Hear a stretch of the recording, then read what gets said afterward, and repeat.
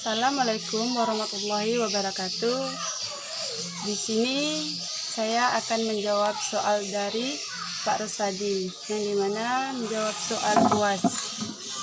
Soal yang pertama yaitu karakteristik Islam Nusantara dapat dilihat setidaknya 8 ciri-ciri menonjol. Coba sebutkan dan jelaskan. Yang pertama, tasamuh, dan yang kedua, tawazun, yang ketiga, tawasud, dan yang keempat, ta'adi, yang kelima, anti radikal, yang keenam, silaturahmi, yang ketujuh, tradisi, yang kedelapan, saling menyayangi. Baiklah, saya akan menjelaskan. Yang pertama, tasamuh. Dalam Islam Nusantara saling menghargai. Arti mengedepankan sikap toleransi terhadap ragam budaya atau kebudayaan yang ada di Nusantara.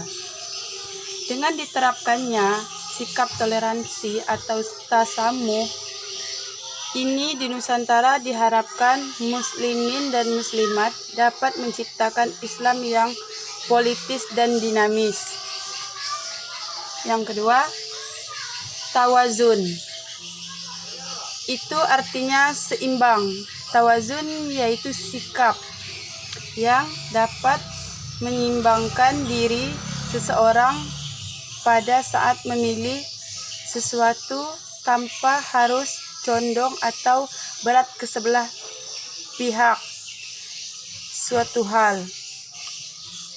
Tawasud itu moderat, tegas prinsipnya dan luas, tidak memilih-milih, seperti Nabi Muhammad pernah bersabda, yang artinya sesungguhnya sesuatu yang baik ialah hal yang berada di tengah-tengah. Ta'adi ialah adil terhadap sesuatu yang universal. Keadilan ini tidak cukup dalam jabatan, melainkan adil mencakup seluruh aspek, baik syariah, akidah, akhlak, dan lain-lainnya. Anti radikal tidak mengajarkan untuk membenci atau bahkan membunuh, tetapi saling menghormati dan menyayangi. Silaturahmi. Orang Nusantara senantiasa bersiraturahmi, saling memaafkan dan saling menghormati satu sama lainnya. Tradisi, di mana tradisi ini selalu mengingatkan kita kepada Allah SWT.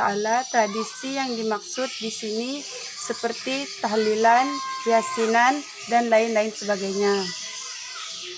Saling menyayangi. Meskipun ada keberdebatan karena masuknya atau dikeluarkannya istilah baru yaitu Islam Nusantara, umat muslimin itu masih dan tetap saling menyayangi satu sama lain, ramah, terbuka, dan mampu memberi solusi terhadap masalah bangsa dan negara.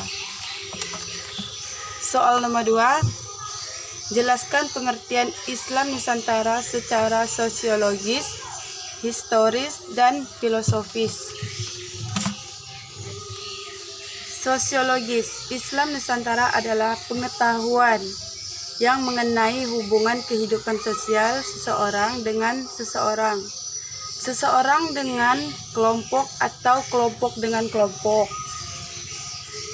Hubungan ini dibangun secara santun dengan mengedepankan tata krama pada kiai dan agama.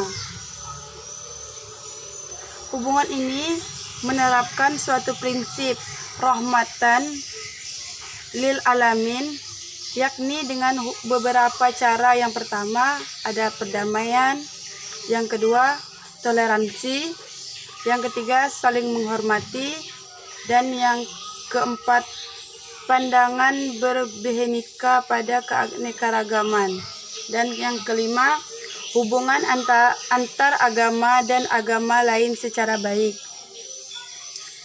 Sosiologis merupakan pengetahuan masyarakat yang tersusun dari hasil-hasil pemikiran ilmiah dan dapat dikontrol secara kritis oleh orang lain atau umum.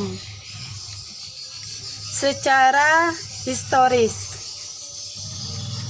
istilah mengacu pada cerita pendek yang mengambil bahan-bahan dari sejarah, baik tokoh maupun masa kejadian serta bahan lainnya.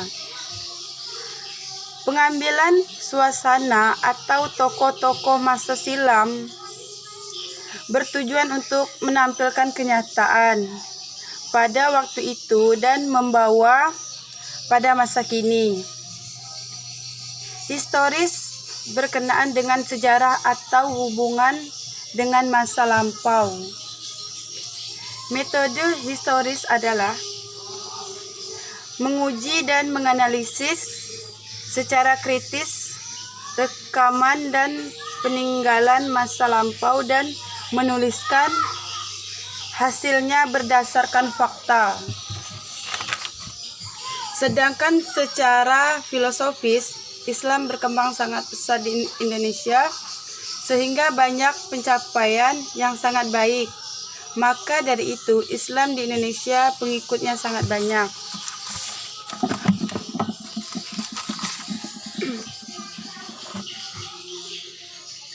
Penyelidikan mengenai hakikat segala yang ada, sebab asal dan hukumnya. Soal nomor 3. Ada 3 pilar Islam Nusantara. Sebutkan dan jelaskan. Yang pertama, Islam. Yang kedua, iman. Dan yang ketiga, ihsan. Islam adalah bereaksi, tidak ada Tuhan yang berhak disembah kecuali Allah SWT, dan bersaksi bahwa Muhammad adalah utusan Allah SWT. Mengerjakan sholat, membayar zakat, puasa di bulan Ramadan, dan haji ke Baitullah bagi yang mampu. Islam adalah suatu sistem ajaran ketuhanan yang berasal dari Allah SWT, diturunkan kepada umat manusia dengan wahyu melalui perantaraan Nabi Muhammad SAW. Sebagai agama yang datang dari Tuhan yang menciptakan manusia, sudah tentu ajaran Islam akan selaras dengan fitrah kejadian manusia. Yang kedua, iman. Iman adalah beriman atau percaya kepada Allah SWT, para malaikat Allah SWT, kitab-kitab Allah, para Rasulullah atau utusan Allah, hari akhir atau kiamat, dan qada dan qadar, yang baik maupun yang buruk. Iman memiliki arti kepercayaan atau keyakinan terhadap Tuhan yang Maha Esa. Iman secara istilah artinya membenarkan, sedangkan secara mengucapkan dengan lisan, membenarkan dalam hati, dan mengamalkan dakwah atau perbuatan. Sesungguhnya pengertian iman menurut istilah adalah kepercayaan yang meresap ke dalam hati. Ihsan adalah menyembah kepada Allah SWT seolah-olah kita melihatnya. Apabila tidak bisa melihat Allah SWT, maka yakinlah bahwa Allah SWT melihat kita. Ihsan atau berbuat baik adalah merupakan perbuatan seseorang dalam melakukan perbuatan yang ma'ruf dan menahan diri dari dosa, termasuk juga berkebaikan kepada hamba Allah yang lainnya, baik melalui hartanya, kehormatan. Yang keempat, Memang sekarang ibu kota negara akan dipindahkan ke Kalimantan, berarti ini menjadi kehidupan yang baru kan, karena mungkin dengan dipindahkannya ibu kota tersebut akan membuat orang lebih mengenal tradisi yang ada di Nusantara. Sebab orang-orang akan semakin penasaran seperti apa sih daerah Kalimantan itu. Nah, disinilah kesempatan kita untuk menunjukkan bahwa daerah Kalimantan itu tidak kalah menarik dengan provinsi-provinsi yang lain. Ditambah lagi sekarang kan sudah mulai muncul kalimat Islam Nusantara. Islam yang dimana di dalamnya tidak hanya mengajarkan agama yang pernah dibawa Nabi, tetapi berkembang lebih luas lagi sehingga melingkupi berbagai jenis tradisi atau kebudayaan yang mungkin sebelumnya tidak diketahui semua orang. Sekian jawaban dari saya akhiri. Wassalamualaikum warahmatullahi wabarakatuh.